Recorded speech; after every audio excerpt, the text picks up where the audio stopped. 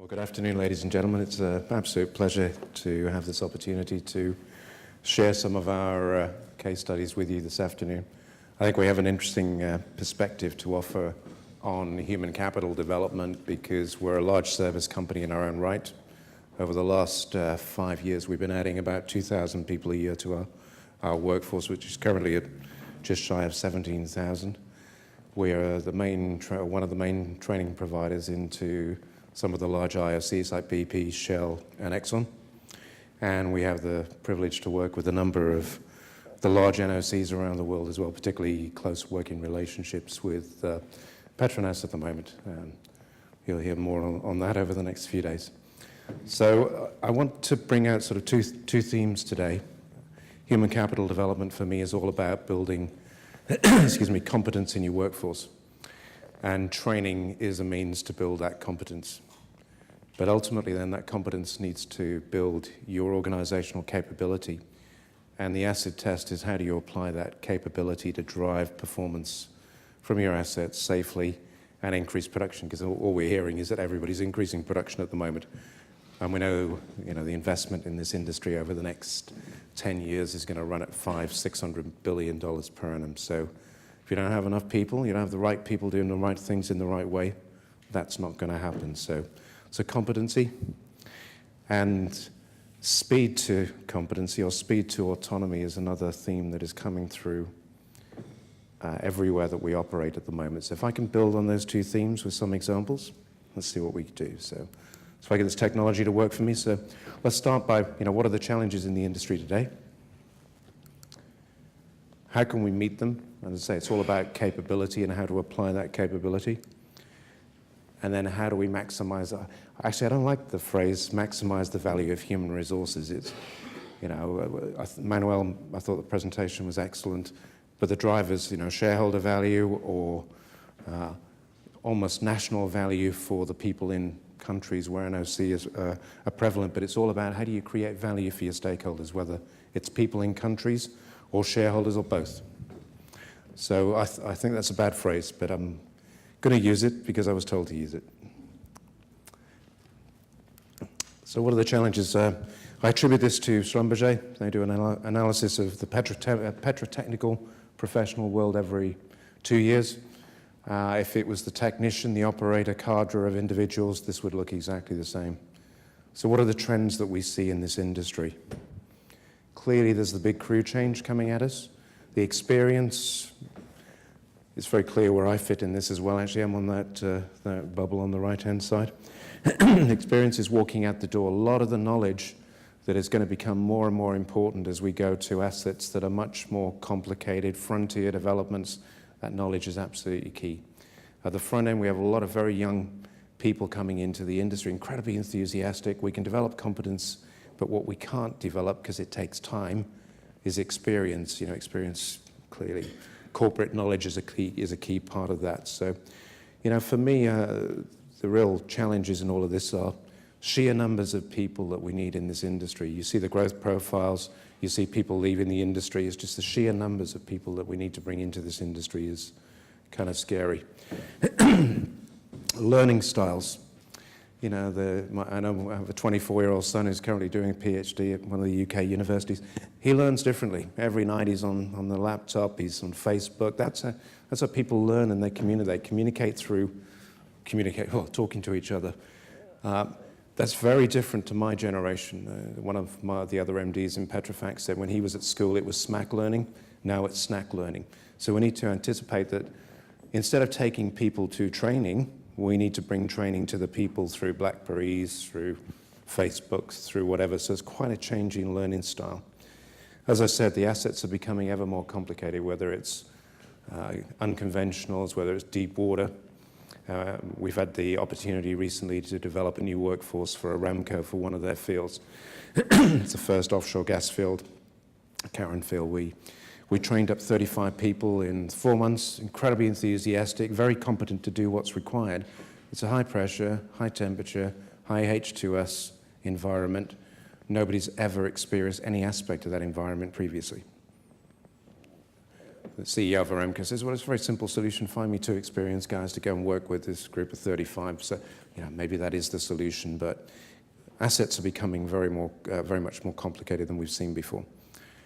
We're seeing a much more mobile workforce than we've ever seen in the past. So for me, cross-language, cross-cultural teams, that's a real challenge, actually. How do you find the vehicle by which they can communicate so that when they work together on an asset, that asset, through their teamwork, is managed safely and effectively? And there's a challenge of attracting people into this industry. Before it was IT or finance, the finance community has helped us in that respect. It's not as attractive as it was a few years ago, but I think there's still a real challenge to show people that there's a great career in this industry, which I absolutely believe that there is. So what can we do? For me, establishing a common competency framework is absolutely paramount. Globally, we need to have a framework that moves across national boundaries, moves across age boundaries, cultural boundaries, so that we train people to the same or very similar levels of competence all around the world. We have the opportunity at the moment to develop a common set of competency frameworks and profiles for the International Association of Drilling Contractors. Why do they want that? Well, exactly this, so that everywhere in the world, their members train to the same standards, so they can put together workforces that are from different cultural backgrounds, different language backgrounds, different driver backgrounds, if you like, what motivates them and so on. That gives us a true global workforce and consistent standards. And importantly, an ability to work collaboratively as well, which is absolutely key, because if you're going to get maximum performance from a team, they've got to understand each other and be driven by a common objective.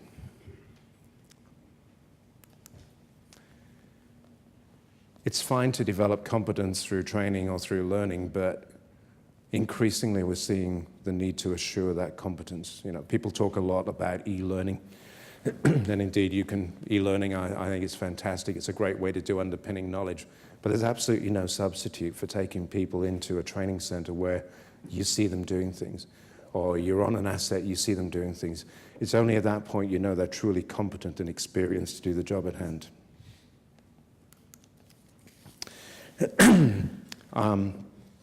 People talk about the blended learning model going forward.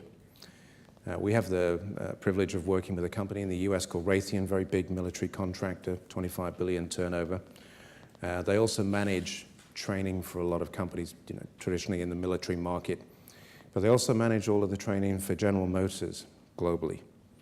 And over a 15-year period, they've gone from delivering 90% of the training in training centers to delivering 95% of the training online through some very smart tools. So people can take engines apart online and put them back together and all that good stuff. But for me, that's a real change management process. Different industry to ours. Ours is much more safety critical. But I'm very keen to get to a point where we deliver a lot of the training through these new routes to market, which match the new generation and so on. What can we get to?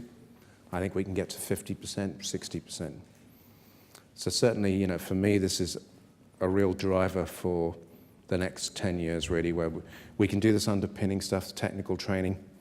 Behavioral, if you're going to get the best out of teams, we all know that they have to be driven by a consistent set of targets. You have to set the right behavioral approach that you expect from them, and they have to live and breathe that, and then you end up with a top-performing team. So for me, behaviors, particularly from a safety point of view, is absolutely key. We have this challenge in Petrofac, a lot of our clients have it, behavioral safety. A lot of people know what they should do, what they shouldn't do, and yet they do something different sometimes. So that sort of psychological piece of training is something that I'm very keen on, and we've talked about language sufficiently. So let me try and bring this to life a little bit. We run the training center for the Singapore government on Jurong Island, which is where the petrochemical complexes are in Singapore. The reason the government built this was they wanted to create a competent and capable workforce that would attract the likes of Shell, Exxon, and others onto the island because there was a ready pool of skilled people. What they built here is quite a unique facility because it actually has a live hydrocarbon facility. with a training center attached. So it's part of a Shell refinery, Bukom refinery in Singapore, runs 24/7. It's a safe environment. You can play with it. You can teach people shutdowns, emergency shutdowns, you name it.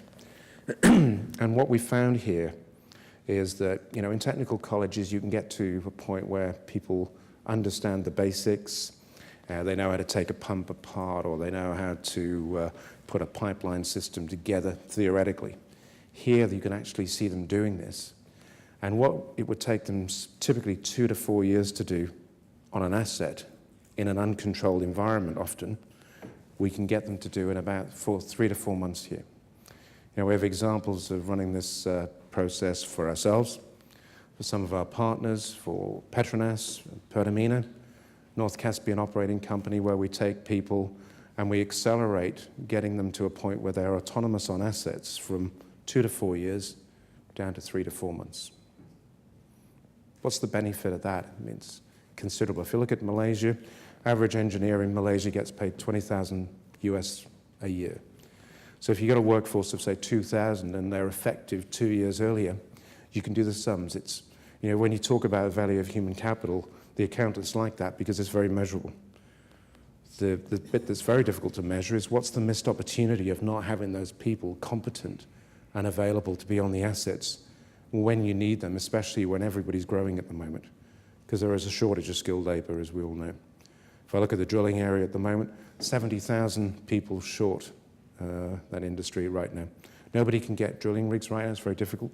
150 rigs being built. That's fine. That's easy. How do you staff those up? 70,000 people short, competent people. Right now, we have the privilege to work with Petronas, and it's all about how does Petronas increase its workforce through competent people by 5,000 to 10,000 people in the next 5 years. If you run the current model that's typically across the industry, it would take 5 years to get to the point where those people skilled, available, and effective on the assets. It's too late. These facilities where you can replicate true asset situations in a protected, safe environment and accelerate competence from 2 to 3 years to 3 to 4 months, it gives you a chance of getting to the point where you need to get to in the timescale you require. There's a shortcut as well, which is if you train your supervisors and make your supervisors really effective, they can pass that on to their teams and drive that performance in their teams as well. So train the trainer, if you like. That model we find very effective as well. Oops. Sorry, I expected another slide there. We have the privilege at the moment to run a training center that's just opened in Saudi, which is all about creating a Saudi capability in the drilling area. I just described the reason that we need that at the moment. There's 131 rigs in Saudi waters, so it's about 13,000 people, and the Saudi workers on those rigs are less than 1% right now. They've just passed some legislation that says no rig is allowed to operate in the Saudi waters unless they can demonstrate they have more than 50% local content on the rigs. Suddenly they need to train 6,500 people and drill at the same time. So the speed to competence, the speed to autonomy is absolutely key right now. And I believe the way to do that is to create training centers where you replicate, you mimic real-life situations, real-life plant, but in a controlled environment where you can really drive capability development, competence development, team performance in a very safe environment with, as I say, emergency shutdown situations that you would hope they would never ever see in reality. But in a training center of the right type, they've seen it. They've experienced it. There's nothing that phases them. So what does the future look like? Common competency framework, absolutely key. We need a globally consistent, he agrees, we need a globally consistent framework within which we train the cadre of people required for our industry. There'll be subsets of that. Maybe you can achieve 80% commonality. There's always some specifics in there that are country type, culture type, asset type, field type, whatever. But the more we can make consistent, the better, because we have flexibility in global workforces. You know, this is not going to happen by one organization or one company leading this. It's all about ISCs, NOCs, service companies like us, training organizations like ours, working together to drive to make this happen. Assessment for me is absolutely key. You've got to demonstrate, especially post-Macondo, where everybody's really worried about showing that they have a competent workforce and so on, and also in their supply chain, so all of their suppliers have to meet certain standards. The assessment process against that framework for me is absolutely key. And there are good business reasons for doing that. Insurance costs, particularly. You know, we've had examples recently where companies have been assessed by whichever organization. They have no processes to mitigate an incident or deal with an incident. Their insurance costs, if they can get insurance, triples. Kind of brings a focus to this. So for me, people in the right place, trained in the right way, with the right competence, doing the right thing through teamwork is the way of the future. Thank you very much.